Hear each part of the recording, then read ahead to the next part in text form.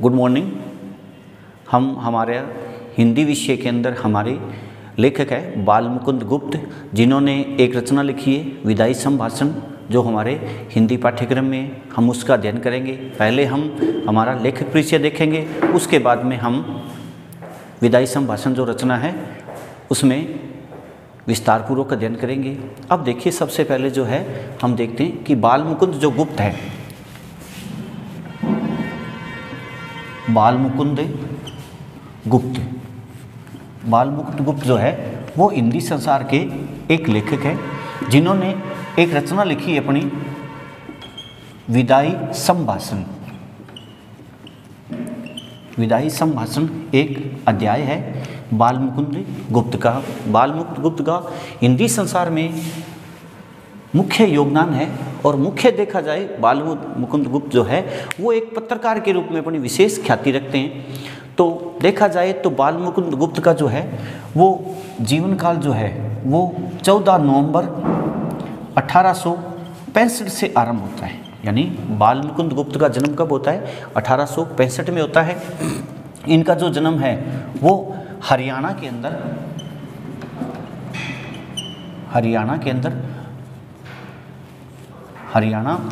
में रोहतक जिला है, रोहतक जिले के गुडियानी गांव में होता है, जिसको गुडियानी कहते हैं। तो देखा जाए तो हमारा जो लेखक है बाल मुकुंद गुप्त, इनका जो जन्म है वो हरियाणा के अंदर रोहतक जिला है, और रोहतक जिले के गुडियानी गांव के एक साधारण परिवार में होता है।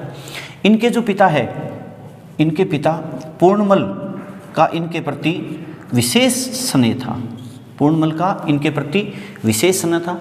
और बाल मुकुंद गुप्त जो थे वो जन्म से ही बहुत बड़े बुद्धिमान थे। एक बार क्या है कि ये एक परीक्षा के आयोजन के लिए अपने पिता के साथ जाते हैं, तो इनका जो मुख्य आरंभिक जो शिक्षा है वो गुडियानी से ही होती है, और आरंभिक जो शिक्षा है इनकी उर्दू भाषा में होती है। उर्दू भाषा से क्या कि इनकी शिक्षा आरंभ होती है।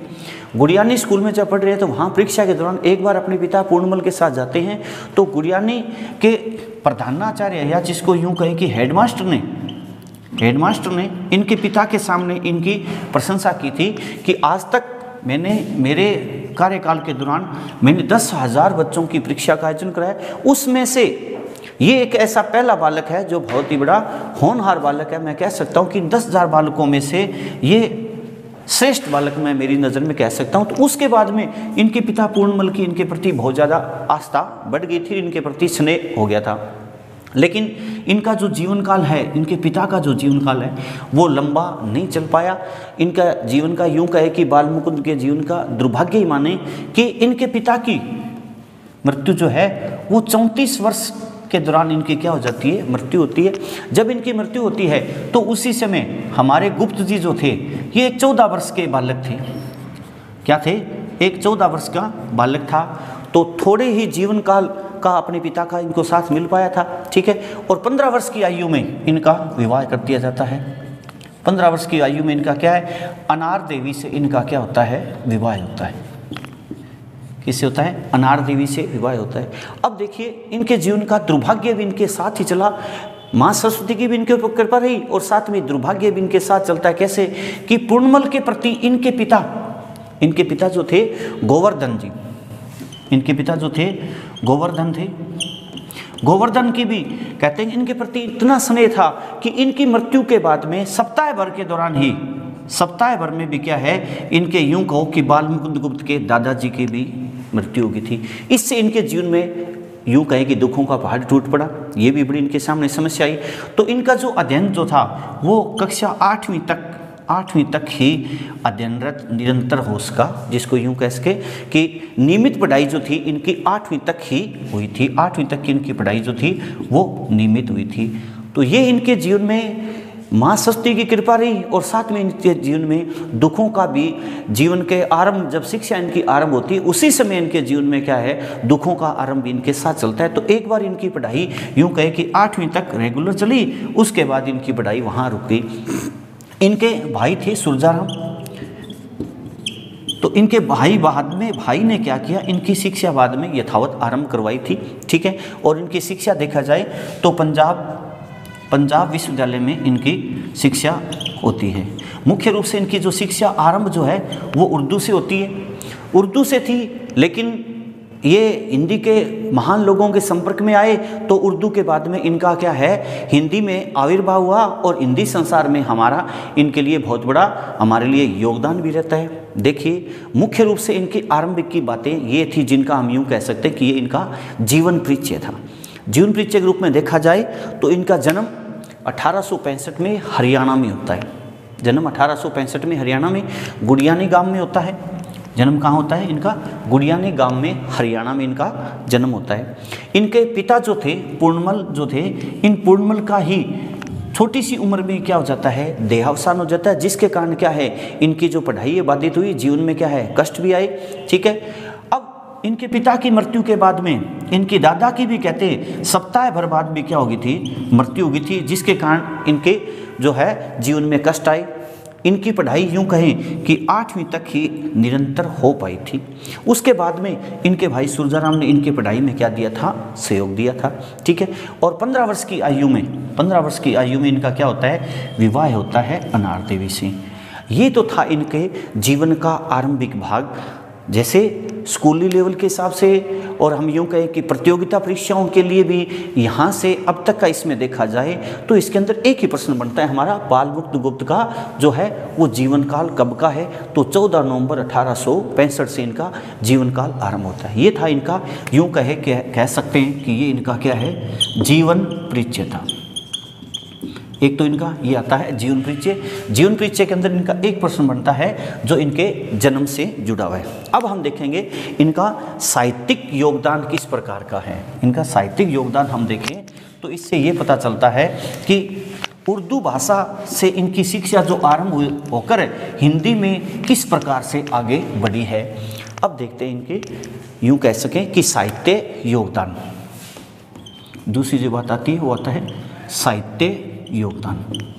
अब देखिए साहित्य योगदान में इनकी बात देखी जाए तो किस प्रकार से, देखिए अब बालमुकुंद गुप्त के लिए जो हमारे अच्छे प्रश्न बनते हैं वो मुख्य रूप से मैं आपको बताऊं, इसके अंदर 3 अच्छे प्रश्न बनते हैं जो प्रतियोगिता परीक्षा के लिए और स्कूली लेवल में भी। यदि हम बालमुकुंद गुप्त का यदि जीवन परिचय की बात करें, बालमुकुंद गुप्त का यदि जीवन परिचय की बात करें तो यहाँ से स्कूली लेवल के एक पाठ्य पुस्तक का प्रश्न बनता है जो हमारे परीक्षा के लिए।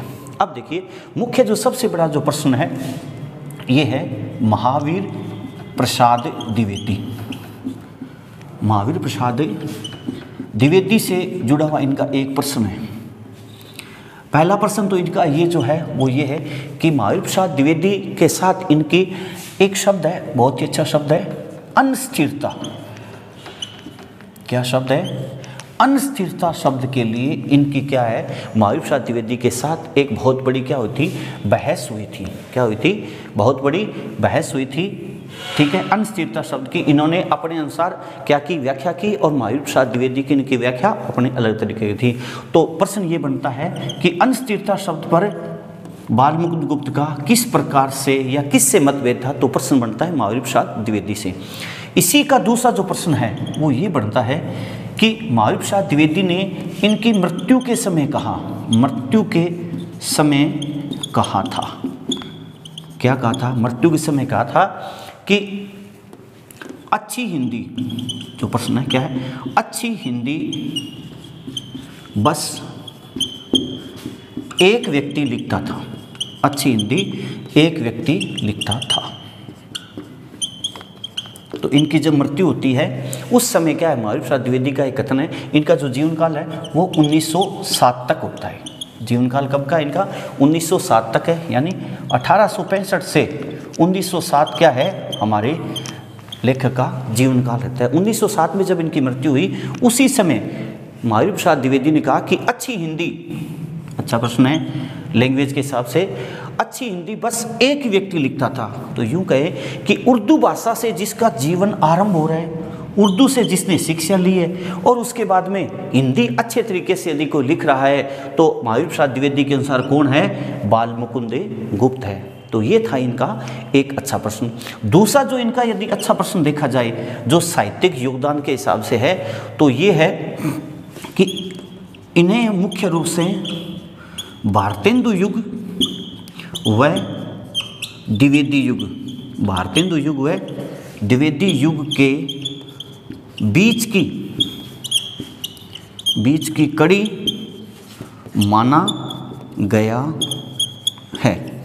अब देखिए ये बहुत अच्छा प्रश्न है कि महावीर प्रसाद द्विवेदी का प्रश्न तो एक तो बनता है अनस्थिरता का, ठीक है, और दूसरा जो है अच्छी हिंदी एक व्यक्ति लिखता है। अच्छा जो प्रश्न देखा जाए बाल मुकुंद परीक्षाओं की दृष्टि से यही प्रश्न है कि भारतेंदु युग कब का है, आधुनिक काल का है। भारतेंदु युग आधुनिक काल 1850 से 1900 तक चलता है, और द्विवेदी युग जो है वो 1900 से 1918 तक चलता है। तो इसके बीच की कड़ी क्या है, इसे माना गया है। ये हमारी प्रतियोगिता परीक्षाओं के लिए ये 3 प्रश्न बाल मुकुंद गुप्त के सबसे महत्वपूर्ण प्रश्न है। और दूसरा जो देखा जाए तो एक इनका जीवन काल है 1865, कब का है, 14 नवंबर 1865 का इनका जीवन काल आरंभ है। तो एक प्रश्न तो ये बनता है और 3 प्रश्न हमारे सामने हैं। उसके बाद यदि देखा जाए, ठीक है, तो इनके तीसरे और चौथे रूप में यदि देखें तो हमारे क्या प्रश्न बनता है, वो प्रश्न बनता है इसकी रचनाओं का, इनकी रचनाओं का एक प्रश्न बनता है, ठीक है, और एक प्रश्न बनता है इनकी जो समाचार पत्रिकाएं, ये इनके तीसरा और चौथा प्रश्न जो बनता है वो इसमें से इसका प्रश्न बनता है। अब हम देखेंगे, ये तो था इनका साहित्यिक योगदान। अब इसी साहित्यिक योगदान में देखा जाए तो पत्रकारिता के रूप में इनकी मुख्य भूमिका रही है। इन्होंने बांग्ला और संस्कृत भाषाओं का क्या किया, हिंदी में अनुवाद किया था। ये था इनका मुख्य रूप से। अब यदि देखा जाए तो एक प्रश्न इनका और बनता है, वो हम देखते हैं कैसे हैं। इनके छोटे छोटे जो मुख्य जो प्रश्न हैं वो ये है कि इनके गुरु का क्या नाम था, बाल मुकुंद गुप्त के गुरु कौन थे। तो इनके गुरु के रूप में प्रताप नारायण मिश्र जो थे, इनके क्या थे, गुरु थे। इनसे इन्होंने हिंदी भी सीखी थी, ठीक है। दूसरा जो प्रश्न आता है इसी में साथ में मदन मोहन मालवीय जो थे, इन दोनों का क्या है, योगदान होता है। प्रश्न ये बनता है गुरु कौन थे, प्रताप नारायण मिश्र, ठीक है। और दूसरा यूं कहे कि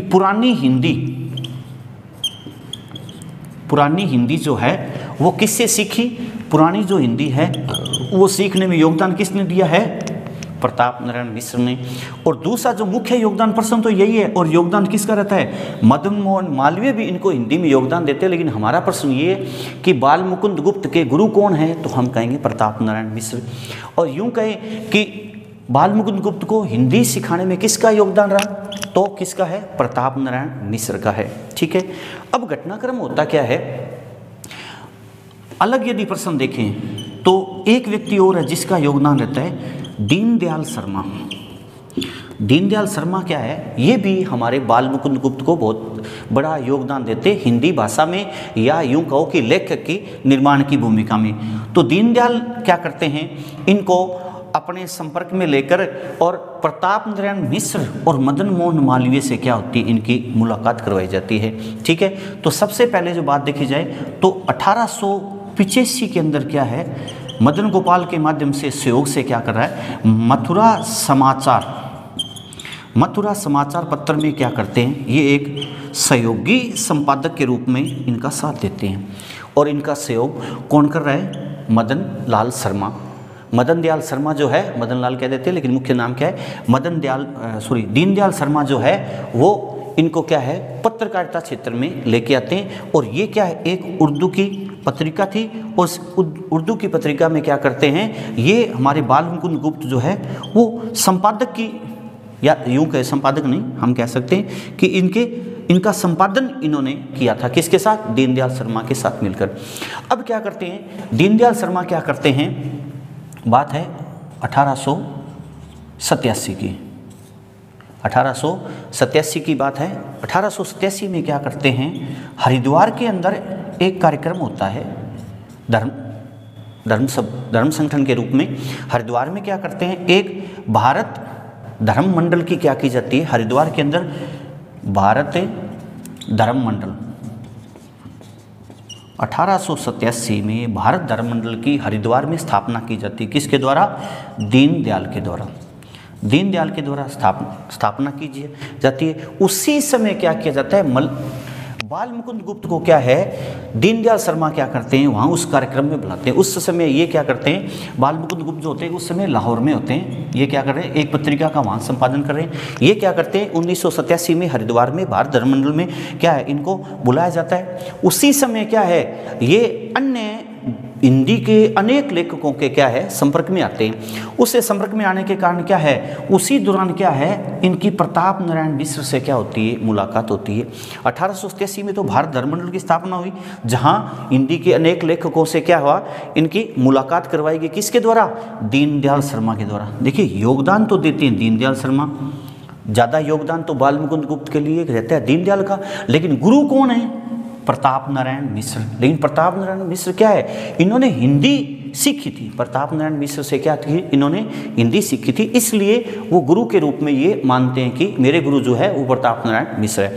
दीनदयाल का इनके लिए बहुत बड़ा योगदान रहता है। अब उसके बाद क्या है 1889 में क्या है एक पुण्य सम्मेलन और होता है, ठीक है। वो जो सम्मेलन है उस सम्मेलन में क्या है फिर वहाँ अन्य लोग जो है मदन मोहन मालवीय से भी, ठीक है, और कुछ लोगों से और भी हिंदी के लोगों से इनके क्या होती है मुलाकात होती है। इससे क्या है हिंदी में इनकी क्या है थोड़ी थोड़ी रुचि बढ़नी क्या है आरंभ होती है, ठीक है। और उसके माध्यम से क्या है ये हिंदी संसार में प्रवेश करने का इनका क्या है मार्ग प्रशस्त होता है। उस समय क्या है एक ये मुख्य रूप से जो था ये पत्रकार का कार्य कर रहे थे, मुख्य रूप से क्या है पत्रकार का कार्य कर रहे थे। क्यों कि पिता की जल्दी मृत्यु होने के कारण इनका घर का भार भी जीवन निर्वाह का भी इनके ऊपर है, तो मुख्य रूप से क्या है ये पत्रकार के रूप में अपना जीवन व्यतीत कर रहे थे, मुख्य बड़े पत्रकार थे, ठीक है। अब इनका देखें हम कि पत्रकारिता क्षेत्र में किस प्रकार का इनका योगदान रहता है। पत्रकारिता क्षेत्र के यदि योगदान देखा जाए तो मुख्य रूप से मथुरा समाचार पत्र से इनका क्या होता है जीवन काल आरंभ होता है। अब देखिए पत्रकार के रूप में यदि देखा जाए तो इनका जीवन जो है वो 1885 से आरंभ होता है। 1885 से मथुरा समाचार जो पत्र था, मथुरा समाचार पत्र में पहली बार क्या करते हैं ये कार्य करते हैं। उससे पहले क्या करते हैं ये पत्र पत्रिकाओं के लिए उर्दू में क्या करते हैं लेख लिखते हैं, क्या करते हैं उर्दू में ये लेखन का क्या है पत्र पत्रिकाओं के लिए कार्य कर रहे थे और उर्दू समाचारों में इनके लेख भी छपते थे। तो 1885 में पहली बार क्या है कि ये दीनदयाल शर्मा के साथ क्या करते हैं प्लस में ये सहयोगी क्या करते हैं एक संपादन की भूमिका का क्या करते हैं निर्वाह करते हैं, ठीक है।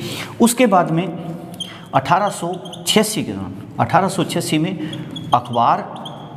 अखबार ए चुनार का क्या करते हैं ये संपादन करते हैं। अखबार ए चुनार का क्या करते हैं 1886 में संपादन करते हैं। ये जो मथुरा समाचार है ये भी क्या है उर्दू भाषा का है, ठीक है। और ये अखबार जो चुनार है ये भी किसका है उर्दू एक समाचार पत्र था जिसमें ये क्या करते हैं संपादन का कार्य करते हैं, ठीक है।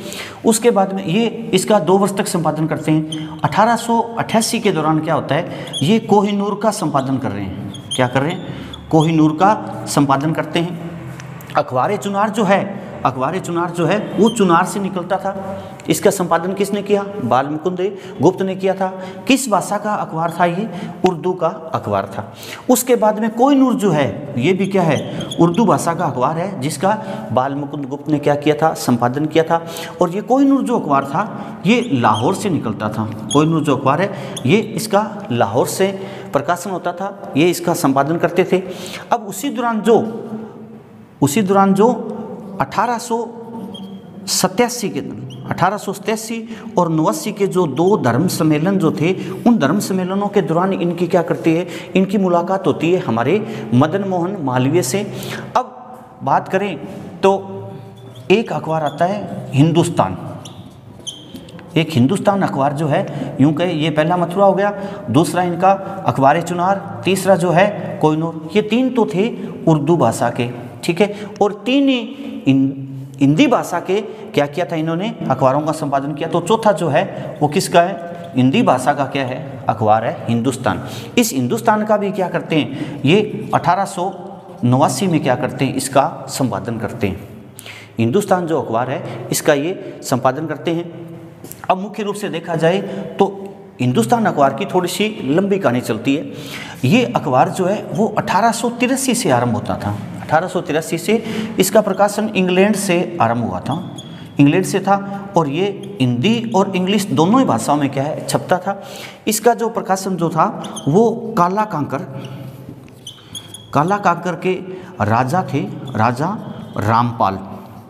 राजा रामपाल जो थे वो इसका संपादन करते थे, इसके मालिक थे। इन्हीं के मार्गदर्शन में ये अखबार निकलता था। कहाँ से निकलता था? इंग्लैंड से 1883 में। उसके बाद होता क्या है, 1 नवंबर 1885 से ये क्या होता है, इसका प्रकाशन भारत से आरंभ होता है। 1 नवंबर 1885 से क्या है, भारत से इसका क्या है प्रकाशन होता है। कहाँ? काला कांकर से होता है।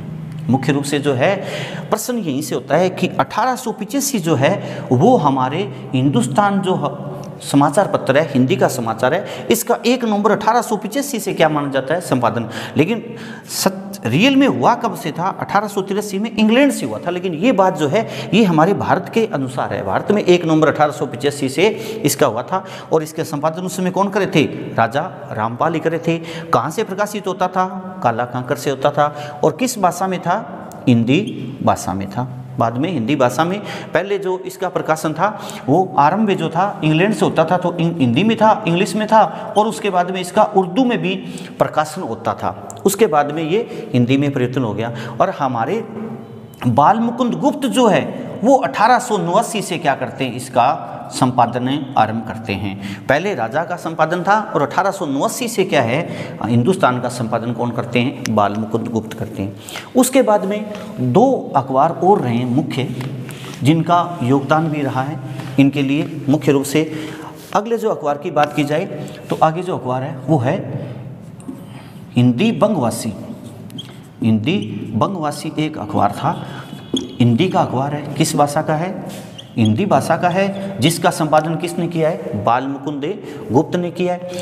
इसका जो संपादन इन्होंने आरंभ किया था वो 1893 से करते हैं। 1893 से लेकर ये क्या करते हैं 1899 तक हिंदी बंगवासी का क्या करते हैं? संपादन करते हैं।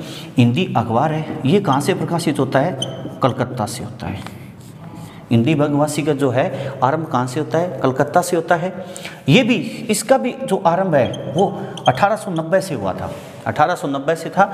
लेकिन हमारा जो प्रश्न है बाल मुकुंद गुप्त के लिए, तो बाल मुकुंद गुप्त ने प्रकाशन इसका कब से आरंभ किया था? 1893 से किया। तो प्रश्न ये बनता है हिंदी बंगवासी का संपादन बाल मुकुंद गुप्त ने किया 1893 में, तो इनके साथ संबंध भी रहा था। ठीक है। उसके बाद आता है, अच्छा जो प्रश्न बनता है वो है, एक समाचार पत्र था जिसका इन्होंने प्रकाशन संपादन किया था, वो है भारत मित्र जो है वो सबसे महत्वपूर्ण है। ठीक है। तो भारत मित्र का संपादन हमारे बाल मुकुंद कब से करते हैं? 1899 से करते हैं। भारत मित्र का संपादन कब होता है? 1899 से होता है। ठीक है। लेकिन इसका जो आरंभ था वो आरंभ जो है वो 1878 से हो गया था। भारत मित्र का जो संपादन वो 1878 से हुआ था। कब? किसने? हरमुकुंद शास्त्री इसके पहले क्या थे? संपादक थे। हरमुकुंद शास्त्री से क्या है ये अखबार आरंभ होता है 1878 से। लेकिन हमारा जो बाल मुकुंद जो है लेखक हैं, इन्होंने भारत मित्र का संपादन कब से किया? 1899 से किया था। ये क्या है? एक हिंदी भाषा का समाचार पत्र है। ये भी कलकत्ता से क्या है प्रकाशित होता था।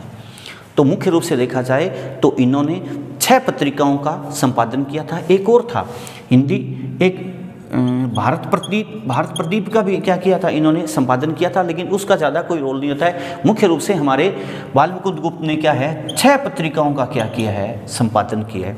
तो ये था इनका पत्रिकाओं का दौर। अब उसके बाद हम देखेंगे कि इनकी रचनाओं का दौर कैसा रहता है। इनकी रचनाएं जो है हमारे पाठ्यक्रम में थोड़ी दे रखी है, थोड़ी रचनाओं का योगदान रहता है। ठीक है। इनका जो यदि पाठ्यक्रम में देखा जाए तो इनका एक रचना का मुख्य रूप से योगदान है हमारे लिए, जिसकी यदि हम चर्चा करें तो वो हमारे भारत के इतिहास के अनुसार सबसे मुख्य रचना मानी जा सकती है। कैसे? इनकी जो पहली देखी जाए रचनाओं की बात करें, रचनाओं में देखा जाए तो पहले हमारे पाठ्यक्रम में जो एक चल रही है वो रचना है विदाई संभाषण। क्या है? विदाई संभाषण इनकी एक रचना है। ठीक है। संभाषण का अर्थ होता है बातचीत। संभाषण का अर्थ क्या है? बातचीत होता है। अब देखिए, ये जो है इनकी एक मुख्य प्रसिद्ध रचना है शिव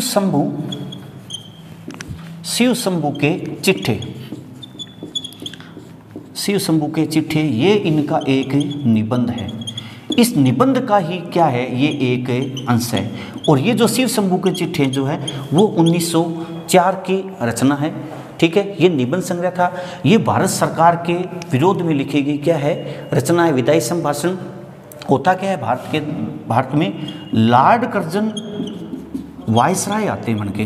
वायसराय है, कौन है, वायसराय, लॉर्ड कर्जन वायसराय हैं। ठीक है, इनका जो जीवन काल है भारत में वो है 1899 से 1904 और उसके बाद 1904 से 1905। तो 1899 से 1905 तक लॉर्ड कर्जन भारत में क्या रहते हैं, वायसराय रहते हैं। ठीक है, और उन्हीं को संबोधित करते हुए इन्होंने विदाई संभाषण लिखा। और मुख्य जो रचना शिव शंभू के जो चिट्ठे हैं वो लॉर्ड कर्जन के विरोध स्वरूप में लिखी गई है। ठीक है, यहीं से एक अच्छा प्रश्न बनता है कि अंग्रेज सरकार के विरोध में, अंग्रेज सरकार के विरोध में इन्होंने मुख्य रूप से 3 रचनाएं लिखी थी। ये एक अच्छा प्रश्न है, यहाँ से लिखने के रूप में भी आता है पाठ्य पुस्तक के बोर्ड के अनुसार, और प्रतियोगिता युग के लिए भी ये है। कौन सा, एक पहली रचना तो जो है वो इनकी है विदाई संभाषण। पहली रचना कौन सी है, विदाई संभाषण जो है वो अंग्रेज सरकार के विरोध में लिखी गई रचना है। दूसरी है आशा का अंत। आशा का अंत जो रचना है ये भी अंग्रेज सरकार के विरोध में लिखी गई है। अगली जो रचना है जो पीछे का इतिहास के अनुसार क्या है, इन्होंने लिखी थी, रचना लिखी थी, जिसमें क्या है, पीछे का भाग के रूप में क्या है, इन्होंने विदाई संभाषण लिखी, आशा का अंत लिखी, पीछे का भाग इन्होंने लिखी थी। जिसमें देखा जाए तो ये तीनों रचनाएं जो है वो अंग्रेज सरकार के विरोध में लिखी गई रचनाएं थी। ठीक है, उसके बाद देखा जाए तो इनका चिट्ठे और खत इनकी एक रचना है। ठीक है, अगली जो है वो है खेल तमाशा भी जो क्या है इनकी रचना है। उसके बाद में एक सच्चाई जो है वो इनकी एक कविता है, सच्चाई भी इनकी एक कविता है। और इन्होंने स्फुट कविताएं लिखी है।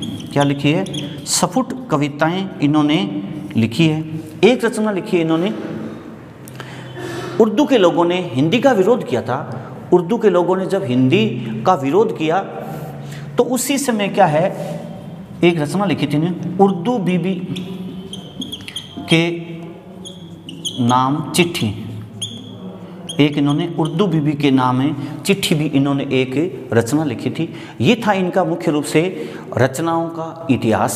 तो बाल मुकुंद गुप्त ने मुख्य रूप से देखा जाए तो उनकी प्रसिद्धि का जो कारण है वो एक शिव शंभू के चिट्ठे जो है इनका क्या है, निबंध संग्रह है। इस निबंध संग्रह में इनका एक काल्पनिक पात्र है। क्या है, एक काल्पनिक जो पात्र है वो क्या है, शिव शंभू है। और वो शिव शंभू क्या करता है, जो अंग्रेज सरकार के द्वारा जो वायसराय भारत में नियुक्त किए जाते हैं उनके द्वारा जो जो अत्याचार किए जाते हैं उन अत्याचारों के बारे में क्या करते हैं, ये लिखते हैं। उससे क्या है कि भारत के दौरान भारत के जो लोग हैं उन लोगों के सामने क्या क्या समस्याएं आ रही थी, कैसे कैसी परिस्थितियां थी, किस प्रकार से अंग्रेज सरकार के वायसराय उन्होंने भारतीयों को लूटा, उनका शोषण किया था। ये एक काल्पनिक पात्र शिव शंभू के नाम से व्यक्ति है। इस व्यक्ति के माध्यम से क्या करते हैं, ये अपनी बात रखते हैं। जो एक नशेड़ी होता है, नशे में कुछ भी जो सरकार ने किए उनका क्या करता है, वो विरोध करता रहता है। ठीक है, ये इनका था। अब इनका जो जन्म है वो हरियाणा में होता है। तो हरियाणा सरकार के द्वारा इनके नाम पर क्या है, एक पुरस्कार भी चल रहा है। ठीक है, बाल मुकुंद गुप्त के नाम से हरियाणा सरकार के द्वारा क्या एक पुरस्कार भी का आयोजन भी है इनके मान सम्मान में। ये था हमारा बाल मुकुंद गुप्त का। ठीक है, जिसमें इनकी रचनाएं जो है विदाई संभाषण के रूप में रचना है, शिव शंभू के चिट्ठे है, चिट्ठी और खत और खेल तमाशा, ये इनकी जो है मुख्य रचनाएं। उसके बाद अंग्रेज सरकार के विरोध में जो लिखी है वो विदाई संभाषण, आशा का अंत है। ठीक है, और पीछे का जो भाग है उसको, ये भी क्या है, अंग्रेज सरकार का क्या है, विरोध के रूप में इन्होंने क्या की है, अपनी एक रचना लिखी है। पीछे का आशा का अंत और पीछे का भाग जो है वो इनकी क्या एक मुख्य रचना है। ये था हमारा बाल मुकुंद गुप्त का जीवन परिचय। उसके बाद हमारा जो लेसन है विदाई संभाषण, इसके बारे में हम क्या करेंगे, चर्चा करेंगे। तो ये था बाल मुकुंद गुप्त का, जिन्होंने हिंदी संसार के लिए योगदान दिया। तो इसमें किसी प्रकार की कोई समस्या है तो आप उसके बाद में जो डाउट क्लासें होंगी, आप किसी प्रकार से आप अपने समाचार के माध्यम से आप अपने बात रख सकते हो, जिससे हमारा जो प्रयास रहेगा ज़्यादा से ज़्यादा और कम से कम समय में हम आपको ज़्यादा से ज़्यादा व्यवस्था उपलब्ध कराएं और निरंतर अध्ययन करते रहें। धन्यवाद।